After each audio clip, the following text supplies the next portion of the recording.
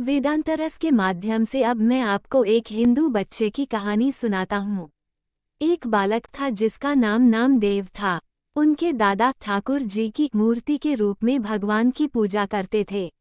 एक बार बच्चे ने अपने दादा से कहा, यह क्या है? उनके दादाजी ने उत्तर दिया, ये गोपाल जी हैं। ये बच्चे के रूप में भगवान का प्रतिनिधित्व है। बालक ने गौर से गोपाल जी की मूर्ति की ओर देखा। उसने भगवान कृष्ण को एक बालक के रूप में घुटनों पर चलते हुए देखा, हाथ में मक्खन का गोला थामे और पीछे मुड़कर देखा कि कहीं उसकी माँ उसे तो नहीं देख रही है। उसके एक हाथ में मक्खन का गोला था जबकि दूसरा जमीन पर पड़ा हुआ था। नामदेव को यह नहीं पता था कि यह केवल पत्थर या धातु से बनी मूर्ति है। उन्होंने सोचा कि यह स्वयं भगवान कृष्ण थे, एक बच्चे के रूप में गोपाल जी के रूप में। बालक ने बालक भगवान को गोपाल जी के रूप में देखा। एक ही पंख के पक्षी एक साथ झुंडते हैं। एक छोटे बच्चे को वृद्ध भगवान के लिए प्यार नहीं हो सकता है। एक बच्चा केवल एक बच्चे को भगवान से प्यार कर सकता है।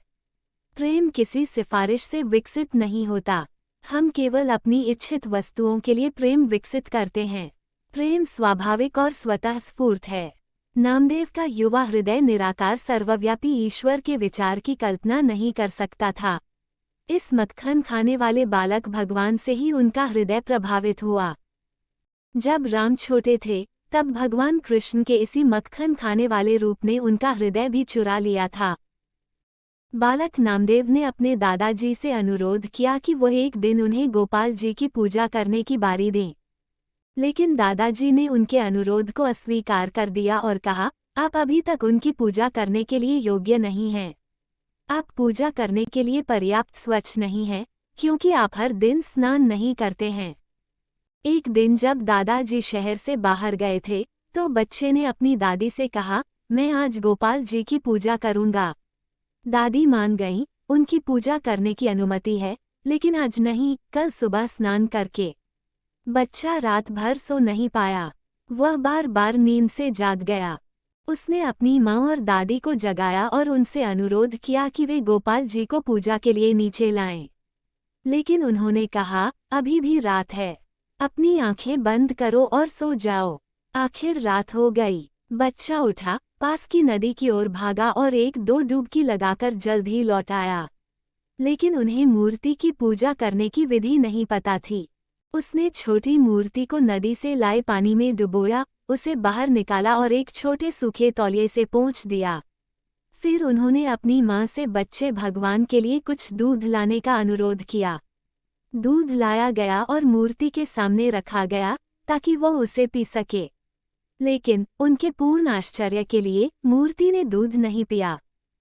बच्चे को पता नहीं था कि उसके दादाजी केवल गोपाल जी को खिलाने का दिखावा करते हैं और गोपाल जी ने कभी दूध नहीं पिया। प्रायः व्यक्तियों में केवल होठों की ईमानदारी होती है जो हृदय को बिल्कुल भी नहीं छूती है। लेकिन बच्चा बेदाग था और किसी भी दिखावटी कर्मकांड से मुक्त था। उनका हृदय गोपाल जी के प्रति सच्चे प्रेम से भरा था।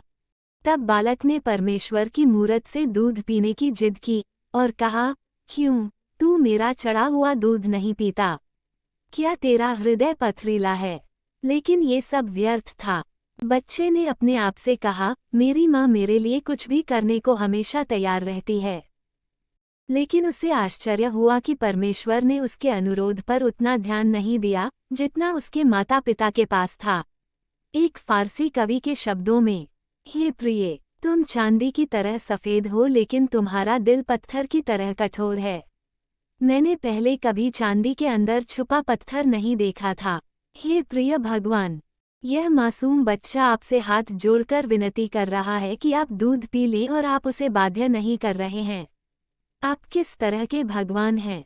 बच्चे ने तब सोचा कि आंखें बंद कर लेने से भगवान दूध पी सकते हैं। उसने तदनुसार अपनी उंगलियों से अपनी आंखें बंद कर ली, लेकिन कभी कभी उनमें से झांक रहा था, ये देखने के लिए कि भगवान दूध पी रहे हैं या नहीं।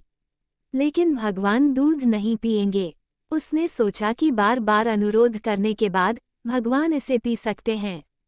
उसने बार बार ऐसा किया, लेकिन कोई फायदा नहीं हुआ। रात की नींद हराम होने के कारण बच्चा पहले से ही थका हुआ था। वह भूखा भी था। 1, 2, 3 घंटे बीत चुके थे लेकिन गोपाल जी उनकी बात नहीं माने। अच्छे भगवान, ऐसे ठाकुर जी पर राम भी नाराज हो जाते हैं। फिर बच्चा इतना रोने लगा कि उसकी आवाज कर्कश हो गई और वह मुश्किल से बोल पा रहा था। उसकी आंखें लाल हो गईं। आखिर बच्चे ने आपा खो दिया। हालांकि वह काफी छोटा था, लेकिन उसके पीछे एक दृढ़ इच्छा शक्ति थी। हिंदू शास्त्रों के अनुसार कमजोर इच्छाएं खुद तक नहीं पहुंच सकती। कमजोर इच्छा शक्ति वाले स्वयं को महसूस नहीं कर सकते। बच्चे की ताकत क्या थी? यह उनकी दृढ़ता, उनका विश्वास और उनकी सफलता में उनका दृढ़ विश्वास था। ऐसी ताकत चमत्कार कर सकती है और तूफान भी ला सकती है, जो पेड़ों को उखाड़ सकता है, नदियों को सुखा सकता है और पहाड़ों को हिला सकता है। मनुष्य का अटूट विश्वास ही उसकी वास्तविक शक्ति है।